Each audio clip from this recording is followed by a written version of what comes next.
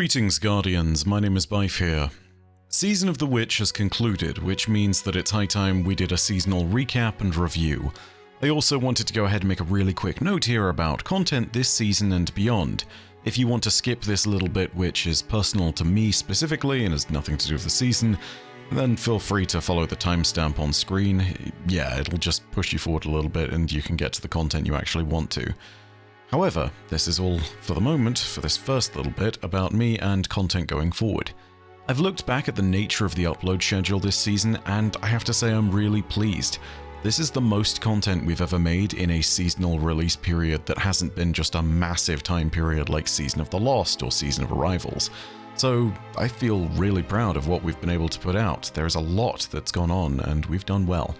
With the exception of 1 or 2 weeks near the end of the season, we were able to keep releasing everything at a regular interval.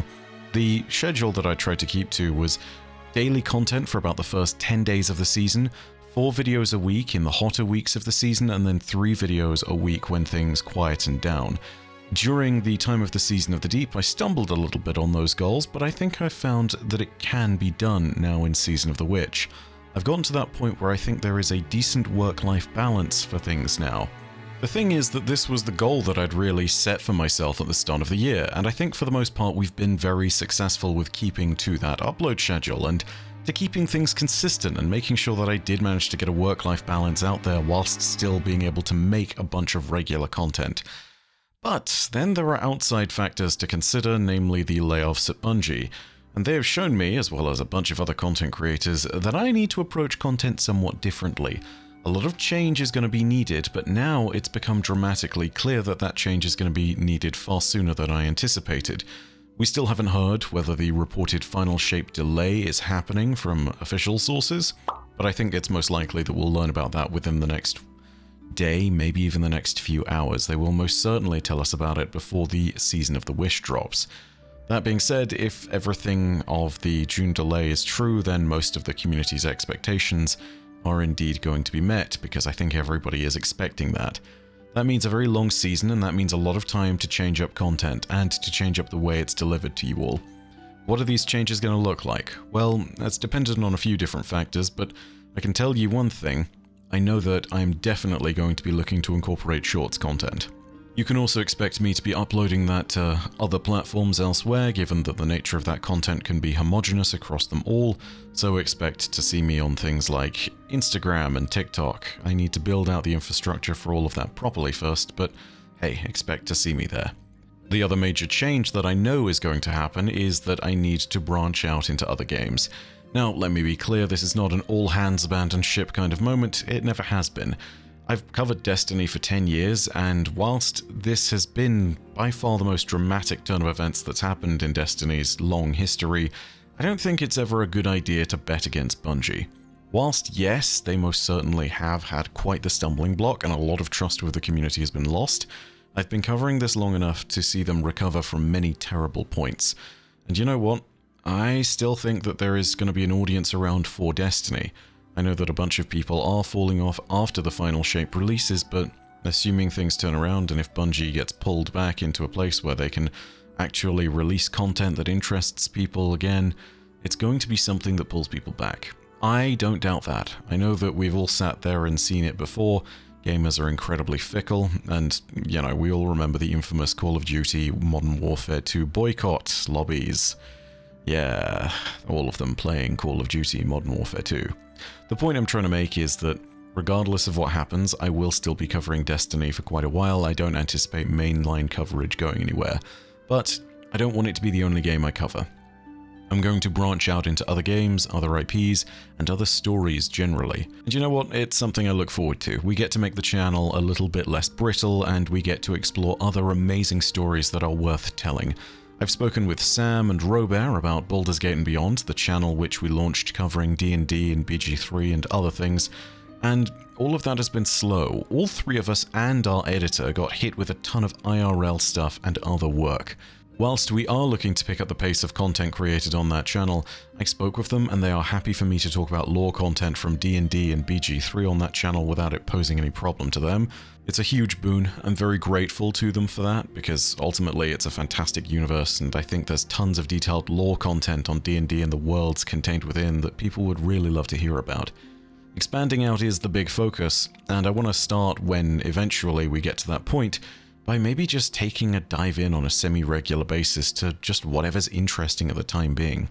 One week it might be a deep dive into Mind Flayers in D&D, another week it might be about the Brotherhood of Nod in Command & Conquer, and another week still it might be about the ecology of a specific interesting monster in Monster Hunter. It all really depends. It might well be a flavor of the week kind of thing for me at first, but I want to try and expand out. If you all really enjoy things, I'll definitely look to make more content of a certain kind. This is going to be something that is a little bit uncomfortable, because you know what?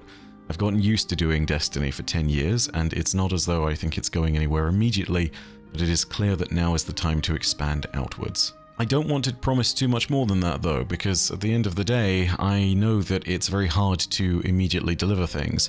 It is very easy to say you're going to go ahead and do things, but sometimes bits and pieces you create on YouTube don't get past the ideas phase, and then if you tell people about it, they're just left with expectations that get dashed. I'm not going to do that to any of you. I want to be in a place where I make the content consistently before I actually start talking about it en masse.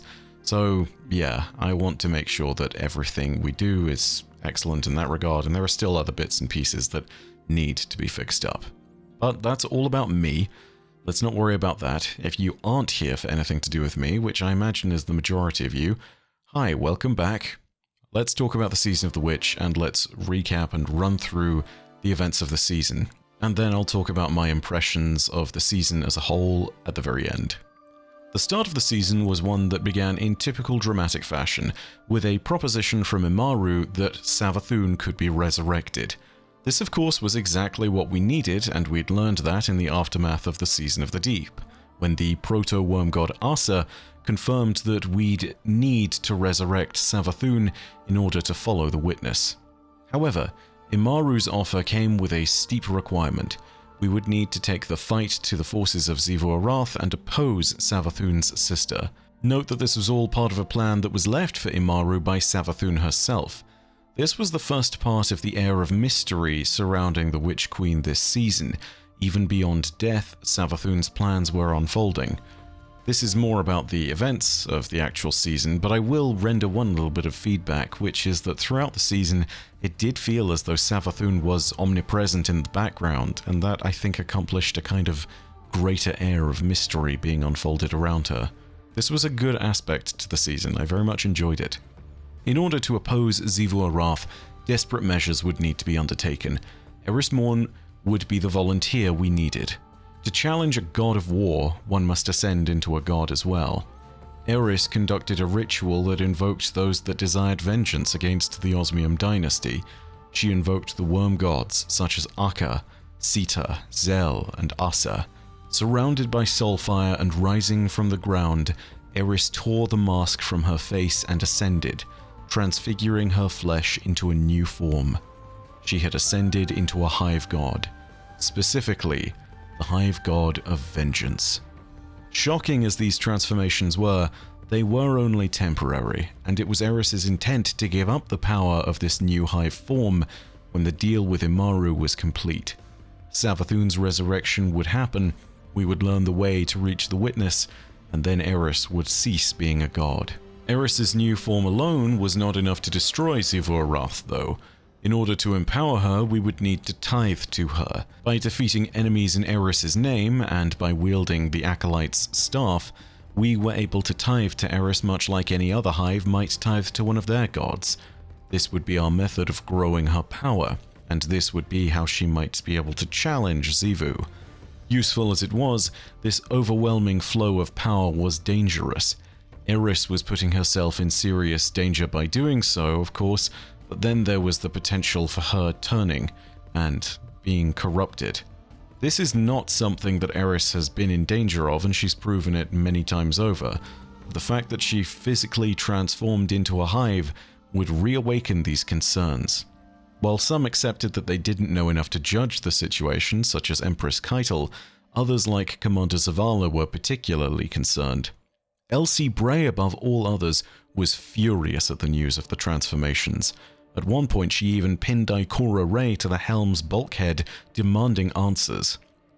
Remember that Eris Morn was the reason for the collapse of the previous timelines in Elsie Bray's past, and the defeat of the Guardians and Forces of Good falling to the Witness. So such a turn of events was something of a portent of doom in Elsie's eyes.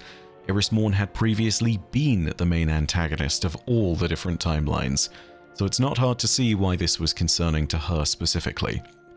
There were, however, two figures that were closest to Eris during this entire ordeal. One quiet about it, one not so much. The first character was the Drifter, who would disregard all rumor and any negative sentiment and ultimately chose to do the one thing that some might have had the hardest time doing. He simply put his trust in Eris and understood that she knew this process better than anyone. Secondly, there was Ikora Rey, who went through somewhat of a transformative arc throughout the season, consistently showing that she was concerned for Eris's well-being as well as any good friend might be. But as time wore on, her concern was mixed with caution. I think it'd be fair to say that whilst Ikora consistently trusted Eris, she was also in a position to deliver her the bad news about how everyone else was reacting. Her cautions didn't fall on deaf ears, but to say that Eris was well prepared for the ordeal before would have been an understatement. To say that some of Ikora's warnings came off as a little heavy-handed would also be appropriate. She was well aware of the degree to which some Guardians already distrusted her, and the two had some heated exchanges during the season. Regardless of whether people trusted Eris or not, our path was set. From here, we would go on to secure Savathun's spire at the heart of her throne world. This would mean clearing the Lucent Hive and Witness-aligned forces from it, including Xivu Arath's own brood, who would invade about 3 weeks into the season. This also led to our discovery of the oubliette below the spire, which was where we would tithe to Eris and grow her power. As we tithed, something peculiar would happen. Something would begin to manifest in the Athenaeum that Eris had carved out from a corner of Savathun's throne world. This would be the Deck of Whispers. As time went on, we would discover more cards to add to the deck, some of them major arcana, some of them minor arcana, and eventually the full purpose of the deck would be made clear, but that would take some time. Eventually, Xivu Arath would reveal herself, invading Savathun's throne world and testing us. Here, there would be a major shift in the tempo of the assaults on the oubliette and the spire. Xivu's forces presented yet more challenges to us, but still, we persisted, and still Eris received her tithes. Partway through the season, it was clear that Eris Morn was drawing power from more than just the Guardians tithing to her. In invoking her name during the ritual, Eris had drawn Asa into the process. Asa was taking on the greatest degree of the burden that otherwise would have been passed to Eris, leaving her in jeopardy as well.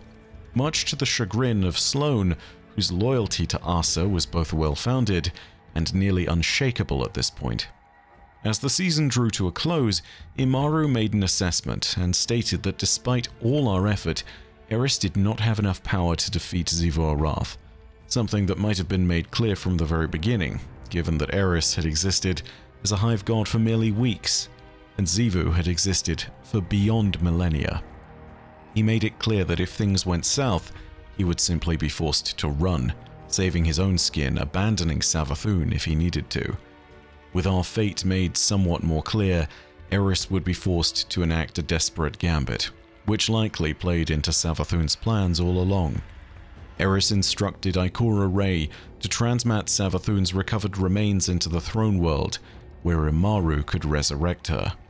Before doing this, we would need to face off against Xivu's greatest champion, and to drive back her forces for but a moment. But the deed was done, and the Witch Queen lived again. In those moments after the resurrection of Savathun, after a brief conversation, Eris Morn would kill the Witch Queen, in a move that surprised almost everyone.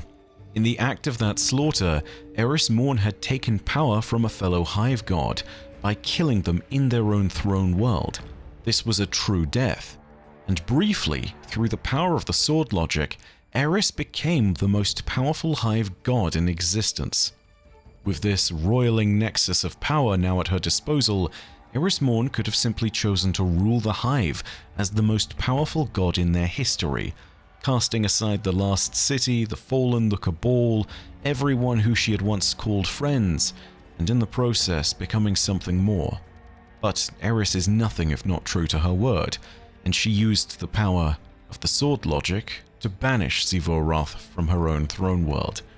Such an action was in defiance of the nature of the sword logic, and thus all the power that Eris had gained was spontaneously lost. Eris might have lost her godhood and been rendered mortal once again, but she was not alone. She banished Xivu from her throne world, and in doing so, they were both mortal. And crucially, she had dealt a mortal blow to Xivu without actually dealing war or bloodshed in the process. Therefore, Xivu Arath had gained no power from her actions. She had cut Xivu's safety net, as without a throne world, Xivu Arath would now die permanently if she were killed but one more time.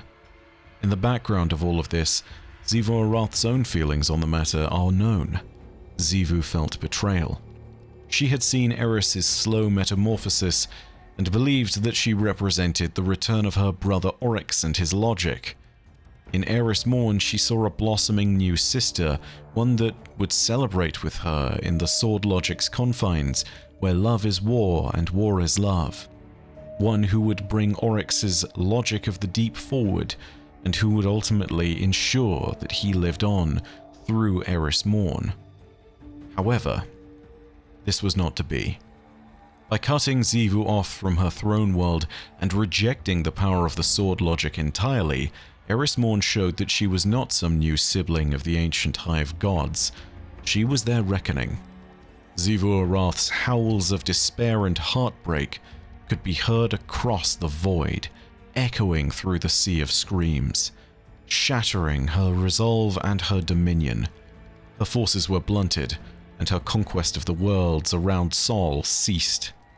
Speedily, Imaru would resurrect Savathûn once again, and a bargain was quickly struck between all the present parties remaining, namely ourselves, Ikora, Imaru, Eris Morn, and herself. An uneasy truce was agreed. Savathûn would walk free, but Imaru would remain with the Guardians as an insurance policy.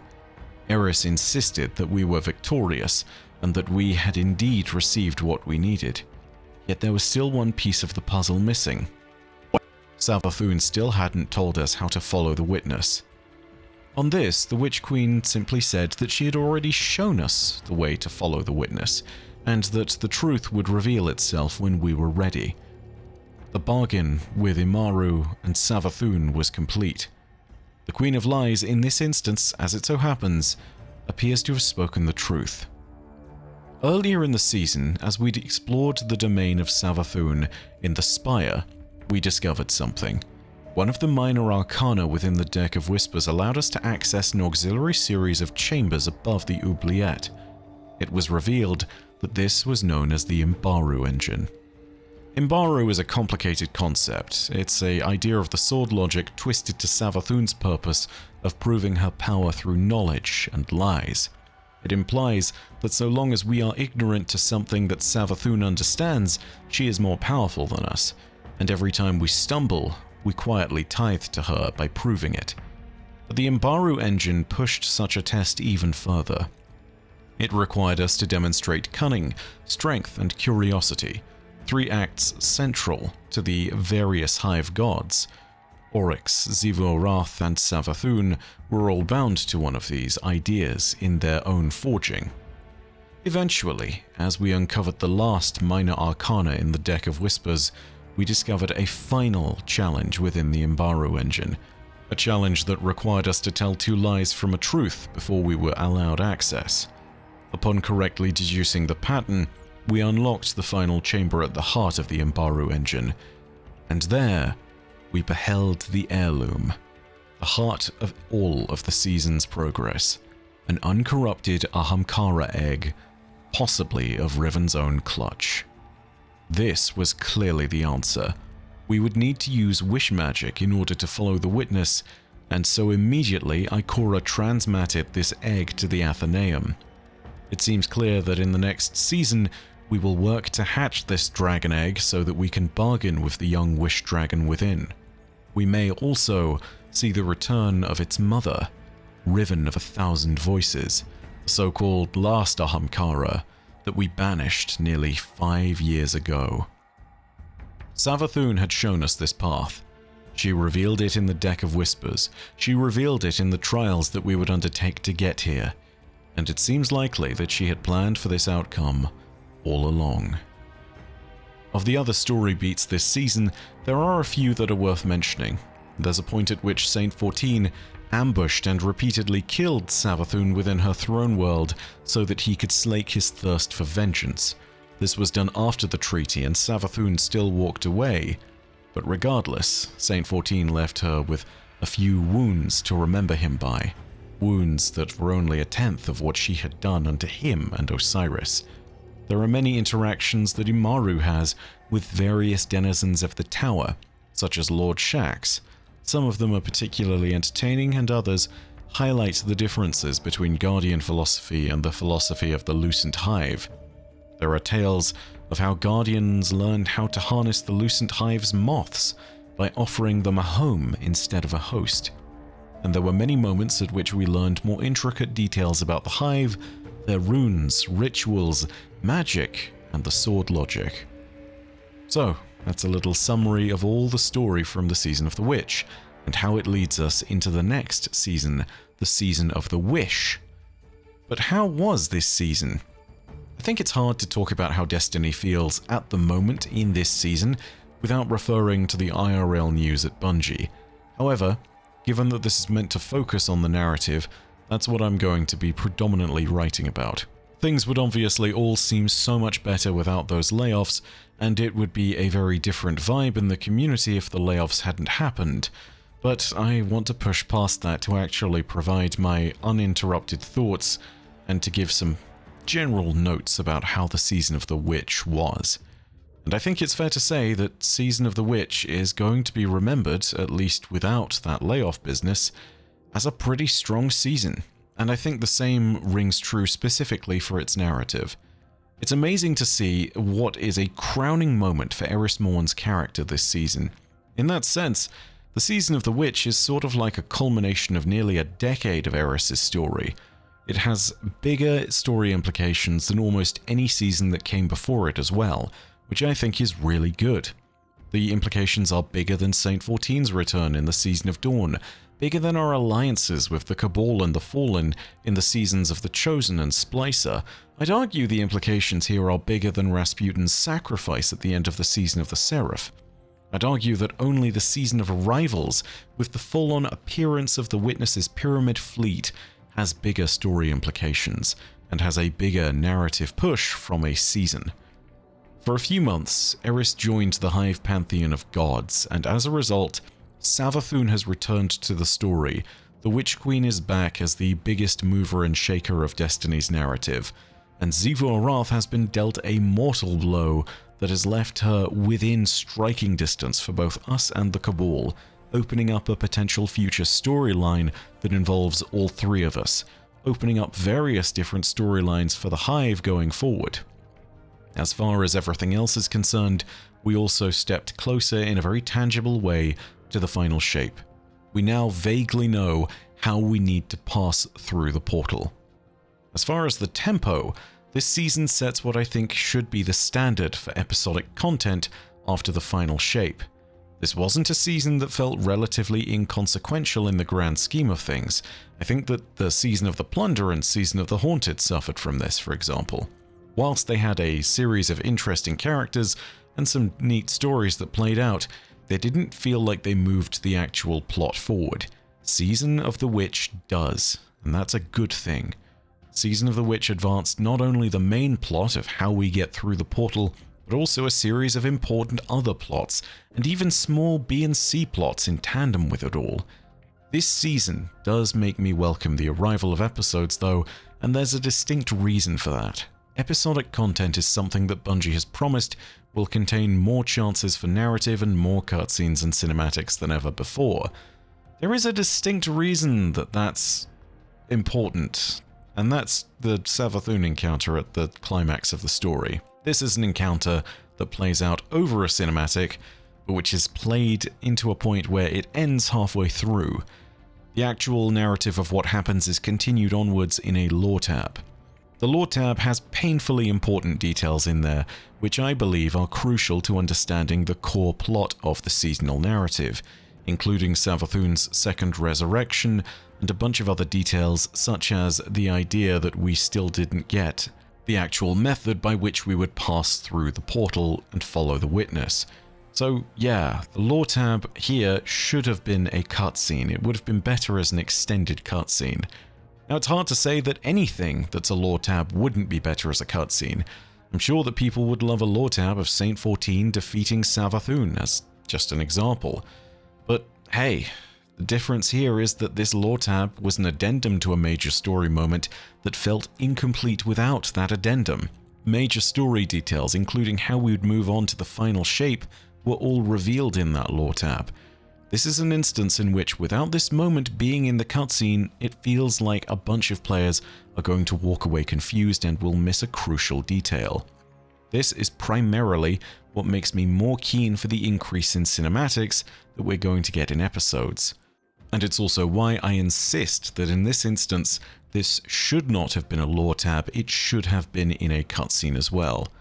Now, with that said, it should be noted that this was likely a situation of having to choose the best possible outcome. It makes more sense to show the banishment of Xivu Arath in the cutscene because that's what was instantly happening.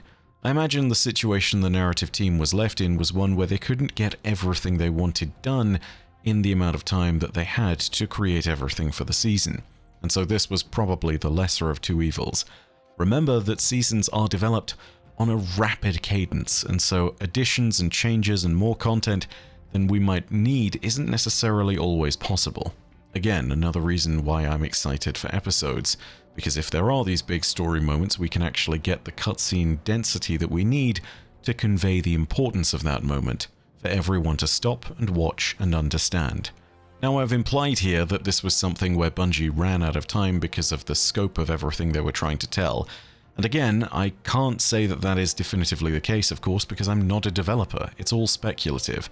Regardless, the feedback remains mostly the same, unvarnished by the fact that I don't know all the facts. Regardless of what happens, it should have been at the front and center. Lore tabs are for lore. Some lore contains stories by its very nature, but we shouldn't be seeing the core story of the season getting its critical details shown away in lore only. All that aside, I think there are some things that hit the same bars as usual that we expect out of a Destiny season.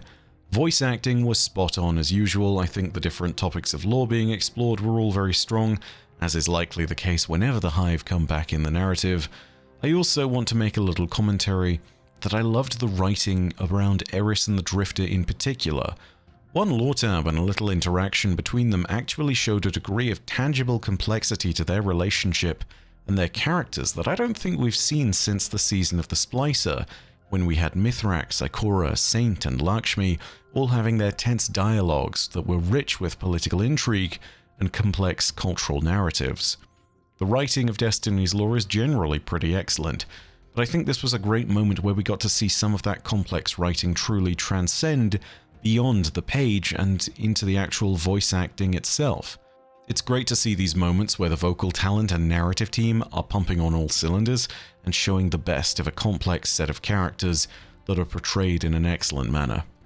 Now, all this trends in the right direction. The narrative, for the most part, is okay. Yeah, there were some stumbling blocks, and yeah, some of those are pretty big, but I think it's still generally going in the right direction.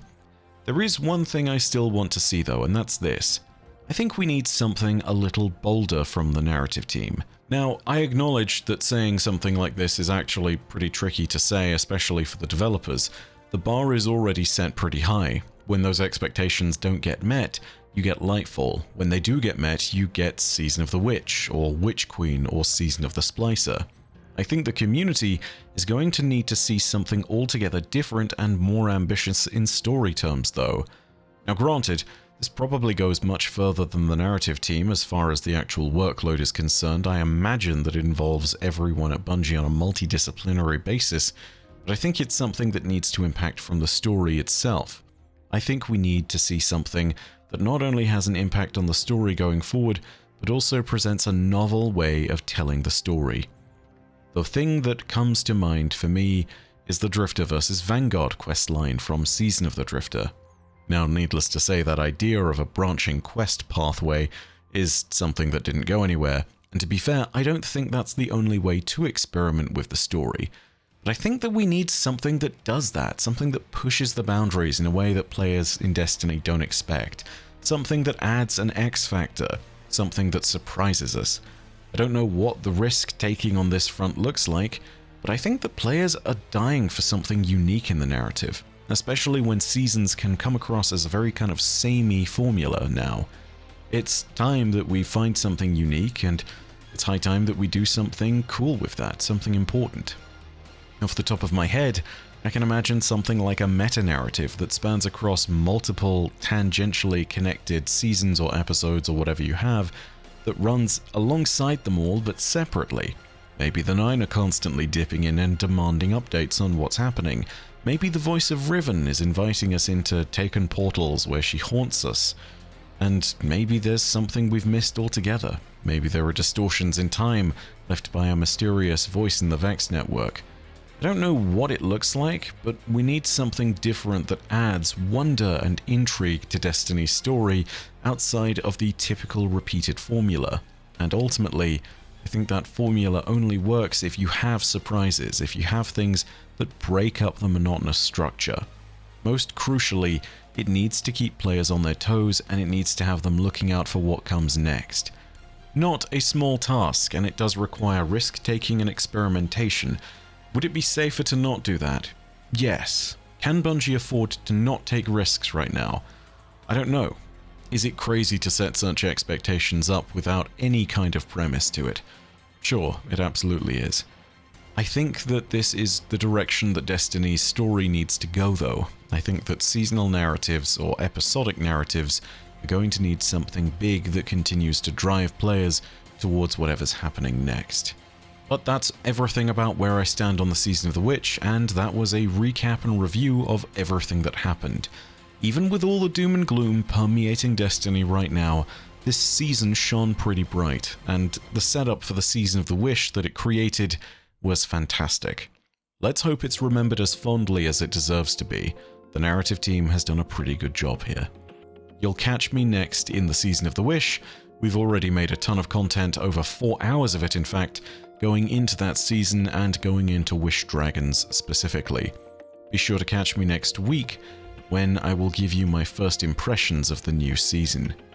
But, as per usual, know that your viewership as always has been quite enough for me, and that in the meantime my name is Byf. Rodacia ad Astra. I'll see you Starside.